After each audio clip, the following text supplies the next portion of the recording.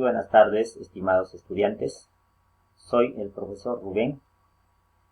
En esta sesión vamos a desarrollar un tema muy importante, justamente como respondiendo a esta pregunta, que dice: ¿por qué tendríamos que hacer caso a las recomendaciones de los científicos?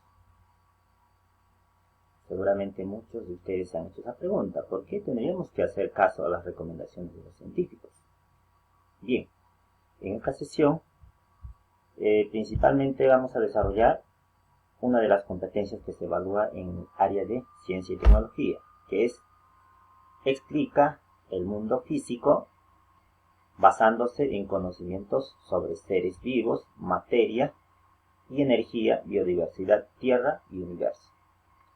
Y el propósito de esta sesión específicamente es que ustedes, estudiantes, argumenten científicamente de por qué tendríamos que hacer caso a las recomendaciones de los científicos.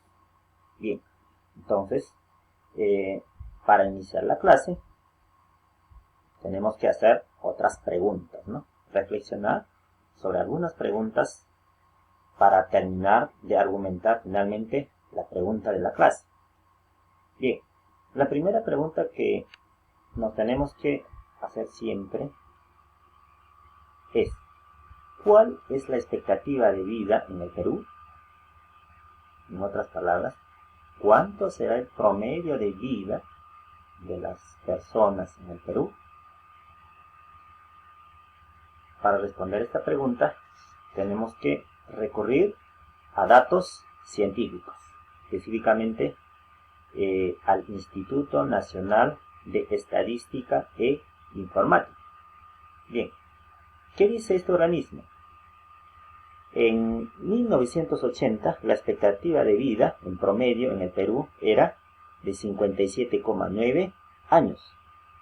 Sin embargo, hace 2 años, en el 2017, este organismo dice que la expectativa de vida en el Perú ha aumentado en 76,9 años. Pero ustedes se preguntaban: ¿y por qué ese incremento? ¿Por qué antes las personas vivían menos y hoy en día viven más? Para responder esa pregunta, tendríamos que pensar un poco en lo que estamos viviendo hoy en día, ¿no? Por ejemplo, la manera como nos alimentamos. ¿Incluirá los alimentos o la calidad de los alimentos en las expectativas de vida de las personas? Por supuesto que sí. Pero no solamente los alimentos, pero principalmente influye la calidad de aire y la calidad de agua. ¿Qué pasa si una persona no realiza adecuadamente su aseo por falta de agua? Simplemente hay mayor probabilidad de contagiarse de enfermedades infecciosas. Y si esa persona vive en una zona muy contaminada, su expectativa de vida será aún menos, ¿no? Entonces, la calidad de aire también es importante para que nuestra expectativa de vida sea aún mayor, ¿no? Bien. Otra pregunta que debemos responder es: ¿por qué el presidente decretó el aislamiento social? ¿Se le ocurrió? ¿O tenía que hacer caso a las recomendaciones de otros científicos? ¿Qué dicen ustedes? Por supuesto, ¿no? Justamente él, por recomendación de la Organización Mundial de la Salud, OMS, tomó esta decisión. Entonces, es el resultado de un análisis de sus asesores y a la vez de este organismo, ¿no?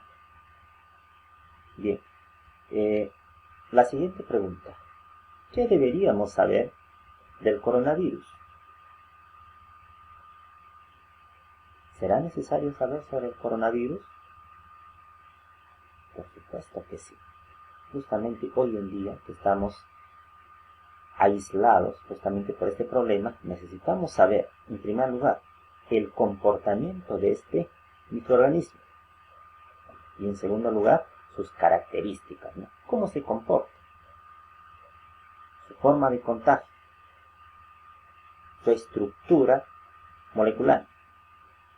Entonces es necesario.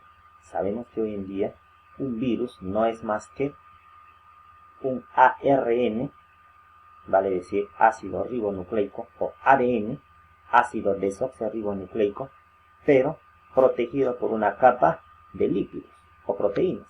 En este caso el COVID-19 es un ARN protegido por una capa de lipoproteína que tiene una forma de púas o corona, ¿no? Entonces, lipoproteína. Seguramente se hacen la pregunta, ¿pero qué es una lipoproteína? Cuando hablamos de lipoproteína, estamos hablando, con un lenguaje mucho más sencillo, estamos hablando de grasas. ¿Y las grasas cómo se eliminan?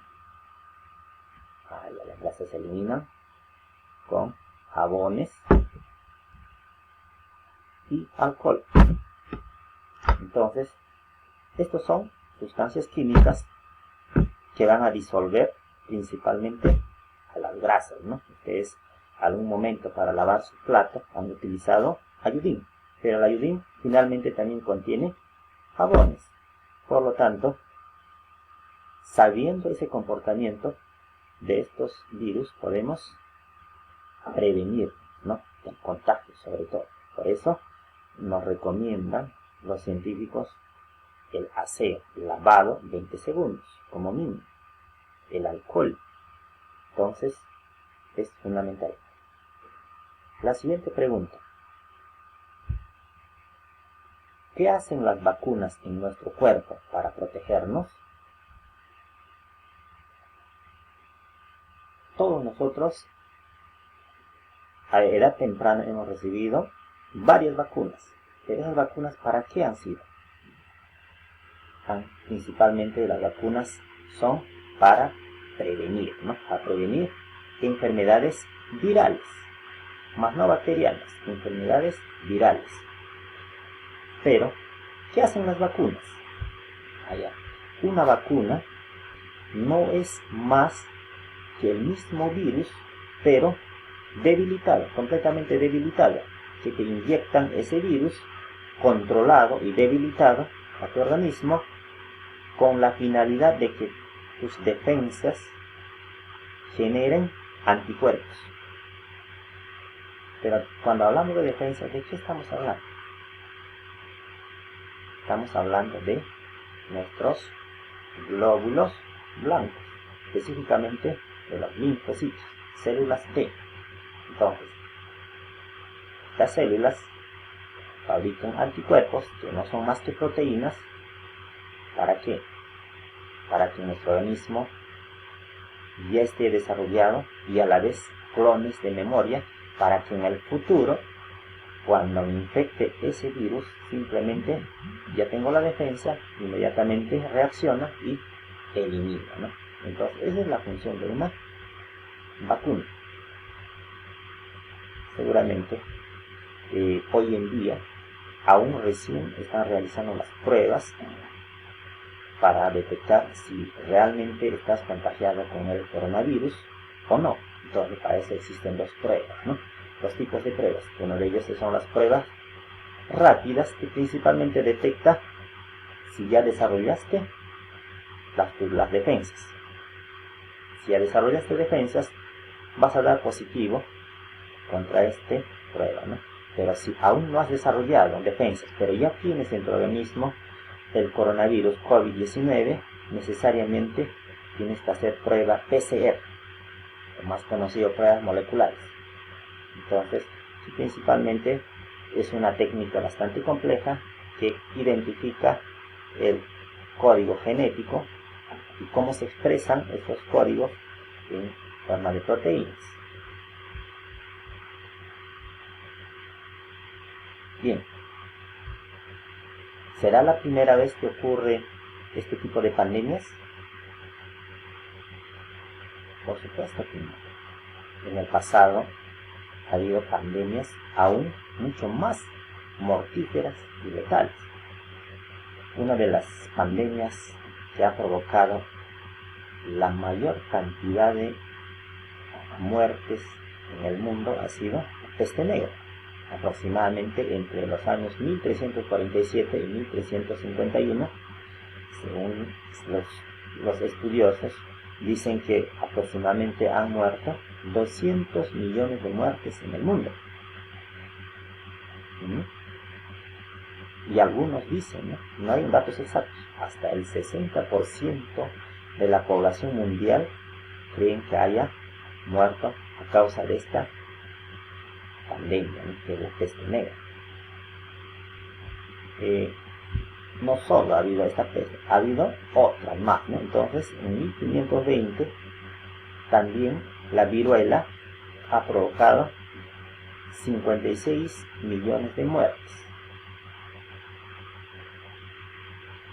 Otra de las enfermedades es el cólera, que ha provocado la muerte aproximadamente de 1 millón de muertes en el mundo, ¿no? Especialmente entre los años 1817 y 1923. Continuando,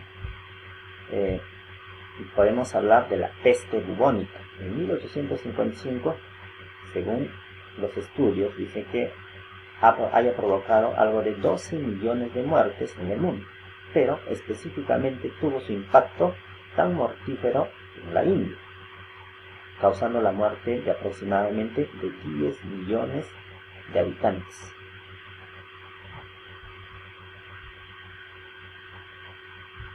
Si usted, querido estudiante, quiere aún investigar más sobre el coronavirus y otras pandemias, puede ver este video en esta dirección de YouTube y analizarla para poder responder la pregunta de la clase, ¿no? ¿Por qué tendríamos que hacer caso a las recomendaciones de los científicos? Un científico, ¿qué es lo que hace? ¿Cuál es el aporte de la ciencia y la tecnología hoy en día? ¿Cómo aporta la ciencia y la tecnología para que podamos vivir más y mejor?